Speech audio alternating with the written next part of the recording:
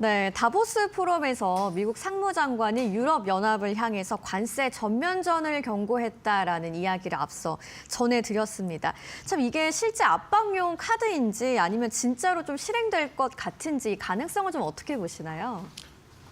네, 앵커님 그 오락실 앞에 펀치 해보셨나요? 펀치, 네, 펀치 해봤습니다. 해본 적 있으세요? 네. 그거 한다고 생각하고 때려보세요. 제가요? 네. 이렇게.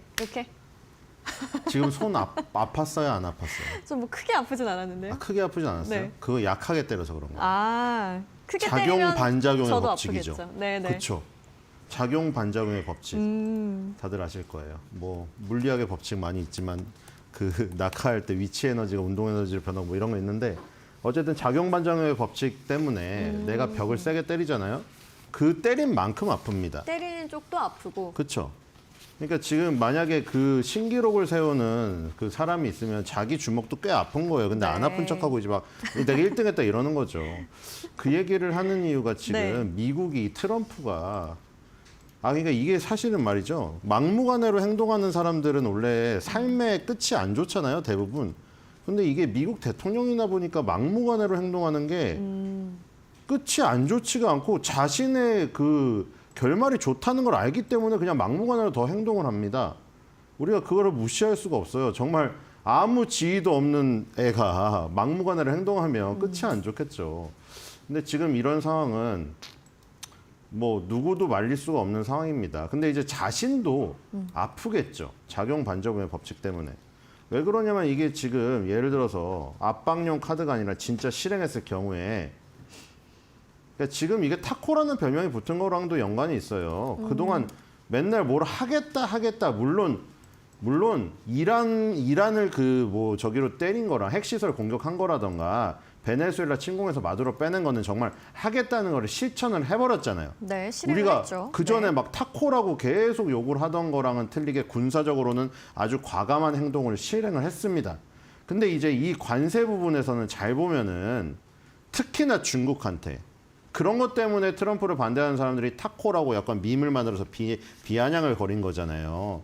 중국한테 왜 저렇게 강하게 나가다가 왜 수치를 다 줄여? 왜 중국한테 그렇게 안 해?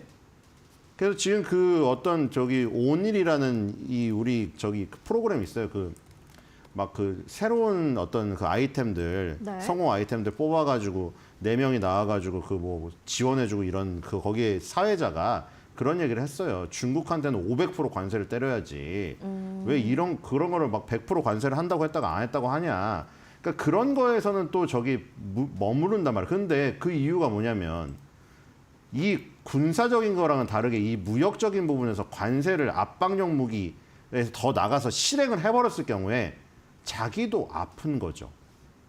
그러니까 지금 보시겠습니까? 미국의 수익 구조 때문에 이런 부분이 생기는 건데 네. 그래서 우리가 타코라고만 욕할 수가 없는 게 이런 부분 때문이에요. 유러피언 유니언이라고 EU라고 부르는 거죠. 네. EU가 미국의 수입 구조 변화에서 1등을 차지하고 있어요. 수입 구조 변화에서 비율을 보시면은 EU가 차지하는 비중이 20.2예요.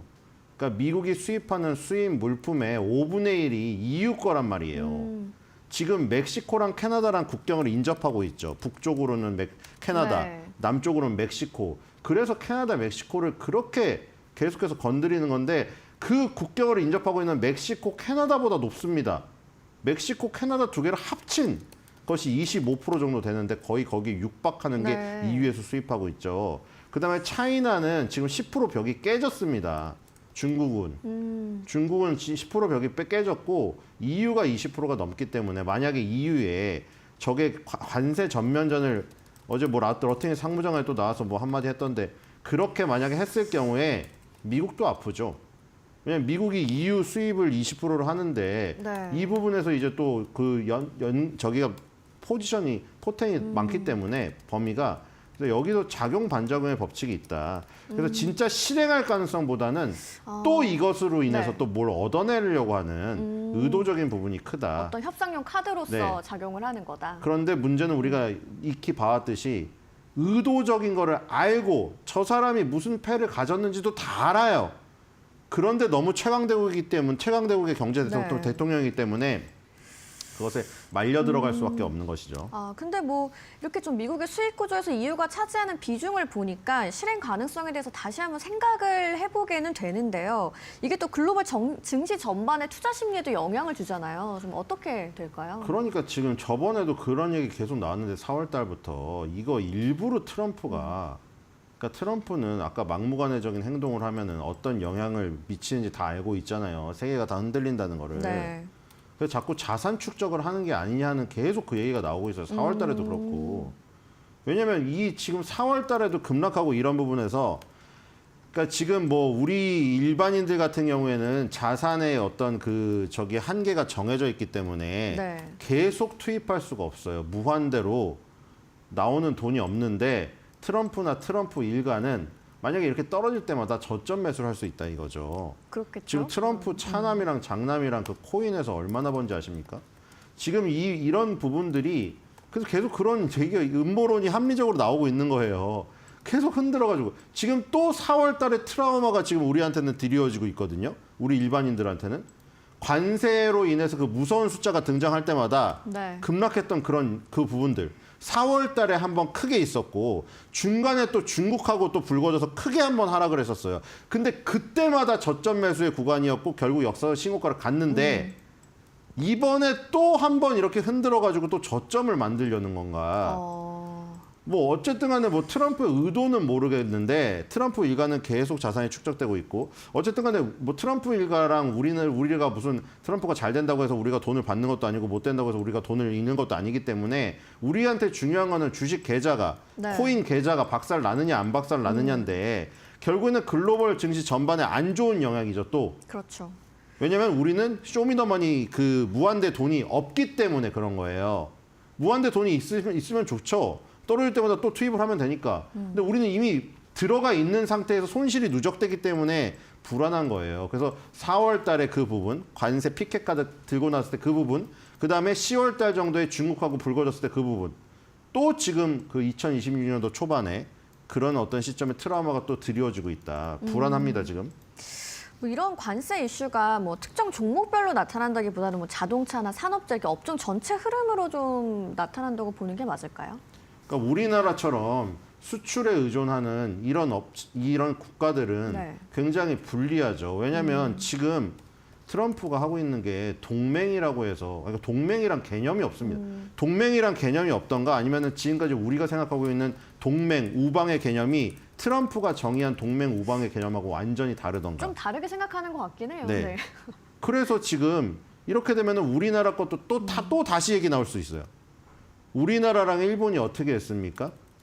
그거 5% 저기 낮추려고 5% 관세 낮추려고 수천억짜리 금리 인하 쿠폰을 샀잖아요.